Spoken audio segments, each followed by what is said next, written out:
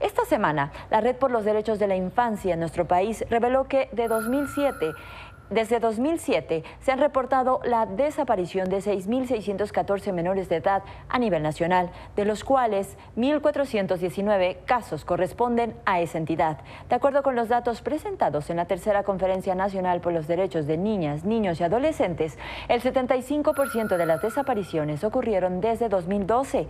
También detallaron que del total de menores no localizados, el 61.6% corresponden a mujeres. Los estados con más desapariciones registradas son el Estado de México, Puebla, Tamaulipas y Sonora. Y justo para hablar sobre este tema, le agradezco que me acompañe en el estudio al director ejecutivo de la Red por los Derechos de la Infancia en México, Juan Martín Pérez. Muy buenas noches, Juan Martín. Buenas noches, gracias por esta oportunidad. Juan Martín, pues háblame sobre las conclusiones de esta Conferencia Nacional por los Derechos de la Infancia. Ya veíamos un poco las cifras, pero al final, ¿qué fue lo que se tuvo de esta conferencia? Mira, hay tres conclusiones generales. La primera es un urgente llamado al nuevo gobierno que va a entrar, digamos, próximamente con el presidente electo Andrés Manuel López Obrador, por la profunda invisibilidad que tiene la agenda de infancia, particularmente la niñez desaparecida. Hasta ahora no se han pronunciado en lo absoluto por este tema.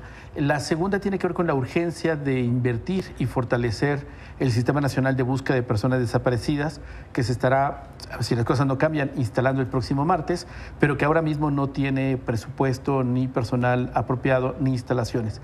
Hay 37,000 personas desaparecidas, de las cuales casi 7,000 son menores de 18 años de edad, y es imposible pensar que alguien pueda coordinar las 32 entidades federativas sin presupuesto. Y una tercera es muy importante, tiene que ver con hablar con niños y con niñas, con adolescentes de lo que está pasando en el país. No podemos ocultarles esta realidad, hay que prepararlos, hay que, digamos, ayudar a que puedan construir mecanismos de protección desde la comunidad, con sus propios compañeros y compañeras de escuela y, por supuesto, orientar a las familias. Ahora, vemos estas cifras, si bien vemos estas cifras, Juan Martín, sin embargo, ¿qué es a lo que se está enfrentando los familiares de estos pequeños desaparecidos al solicitar justicia? Es decir, las búsquedas son complicadas debido a que no existen registros biométricos, se hace más complicada la búsqueda. ¿Qué es lo que ocurre? Mira, Juan yo Martín? creo que hay un factor que va en contra de los niños y las niñas desaparecidos, y es pensar que esto es responsabilidad de las familias. Entonces, es como decir, bueno, se le perdió la responsabilidad de mamá o papá porque no la cuidaron, y no entender que es una obligación del Estado.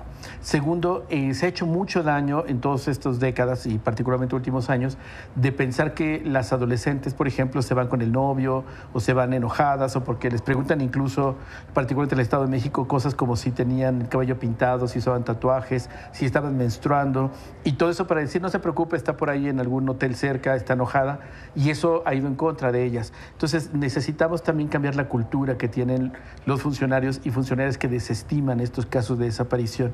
Y por otro, esto que hablamos, las familias tienen que estar preparadas. Ahora, esto implica que cuando se hace una búsqueda, tenemos menos posibilidad porque la familia no está preparada y no tiene, por ejemplo, una muestra de cabello o de algún tipo de material genético que permita procesar el ADN. Los niños y niñas, a diferencia de los adultos que tienen una credencial de lector, por ejemplo, que tiene ya unas huellas dactilares, eso no se tiene en casa.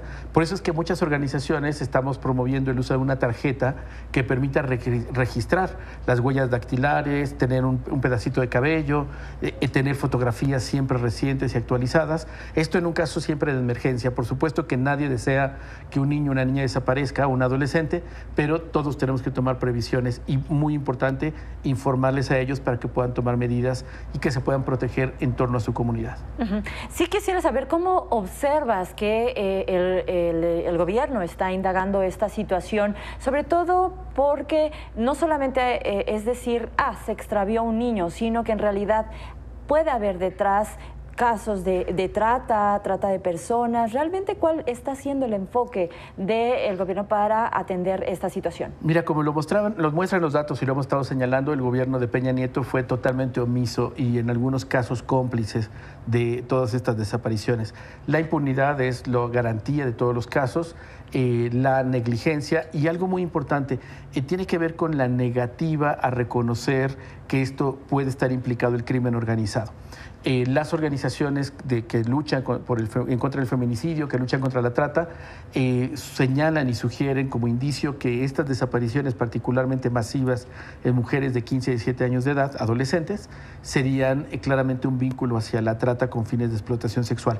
También hemos podido observar y documentar en estados del norte o en Guerrero, por ejemplo, Veracruz, el reclutamiento forzado por parte de grupos criminales. Y estos, es decir, fueron estos chicos o chicas denunciados como desaparecidos o secuestrados y después aparecen vinculados o muertos por los grupos criminales. Quizás el caso paradigmático que podría ilustrar esto es Tlatlaya, el Estado de México. El ejército ejecuta 22 jóvenes, pero 6 de esos 22 meses antes tenían denuncias de desaparición y secuestro que no quisieron investigar las autoridades y fueron asesinados como parte de un grupo, en realidad probablemente eran víctimas. Entonces, Juan Martín, el enfoque de las investigaciones no está siendo el correcto porque incluso tenemos algunas otras herramientas. Tú me dirás si eso es realmente una indagatoria, por ejemplo, el caso de la herramienta Alerta Amber, si esto realmente comienza las investigaciones con ello o simplemente es una herramienta. ¿Qué ocurre? Mira, yo creo que, voy a decirlo un poco más feo, pero yo creo que la Alerta Amber es una burla para el público y para las familias. La Alerta Amber es un hecho solamente masivo de desaparición tal niño, tal niña. Se reporta que pedimos ayuda al público, pero eso no significa en lo absoluto que se esté investigando. Si se estuviera investigando, se podrían encontrar a los niños y las niñas. La experiencia internacional da cuenta que la búsqueda inmediata en las 3 primeras horas después de que se denunció la desaparición, puede regresar con vida en el 97% de probabilidad un niño o una niña. Y eso no está sucediendo y creo que es algo que tenemos que cuidar. La Alerta Amber es solo una herramienta, piden ayuda al público, pero eso no significa que lo estén buscando. No tenemos fiscalías, no tenemos gente, no tenemos presupuesto y va a ser poco probable que esto cambie sin presupuesto y sin voluntad política. Pues ahí las cifras están, casi 5,000 niños en lo que va del sexenio, obviamente los retos para la próxima administración. Gracias, Juan Martín, muy buenas noches. Muchas gracias por el espacio.